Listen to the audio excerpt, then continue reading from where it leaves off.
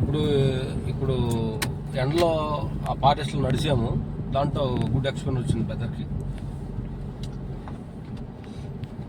ఎండ చూసి ఇందాక కవిత చెప్పాడు ఆయన చెప్పదు సార్. ఎండలో పుట్టి ఎండలో పెరిగినోళ్ళం, ఎండంటే మీకు భయం, మాకు భయం ఎందుకు బాంచన్ అన్నాడు ఒక కవి. అలాగే నా మిత్రులారా, ఈ ప్రకృతిలో కూడా మనం ఎండను చూసి, వానను చూసి, చలిని చూసి మనం భయపడ్డావంటే ప్రపంచంలో నువ్వు ఎలా ముందుకెళ్తావు?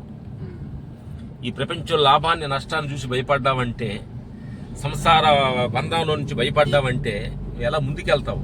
ముందుకెళ్ళాలంటే, అన్నిటిని ఎదిరించాలంటే, ఏది వచ్చినా, ఎండ వచ్చినా, వర్షం వచ్చినా, చలి వచ్చినా, అప్పుడు లాభం వచ్చినా, నష్టం వచ్చినా దేని చూసి భయపడే అవసరం, డోంట్ కేర్ అని చెప్పుకొని నీ అడుగు ముందుకు వేసుకుంటూ వెళుతూ ఉంటే ప్రకృతి నీకు సహాయపడుతుంది. అది ప్రతి దాని చూసి భయపడుతూ ఉంటే ఇంద్రియాలు కూడా భయపెడతాయి. ఇంద్రియాలు భయపెడతాయి. నీ దేహమే నిన్ను భయపెట్టుద్ది, నీ సంసారం నిన్ను భయపెట్టుద్ది, నీ ప్రపంచమే నిన్ను భయపెడుతుంది. కానీ వీటన్నిటిని నువ్వు ధైర్యంగా ఉండాలంటే, ఏది చేసినా ఏమి జరిగినా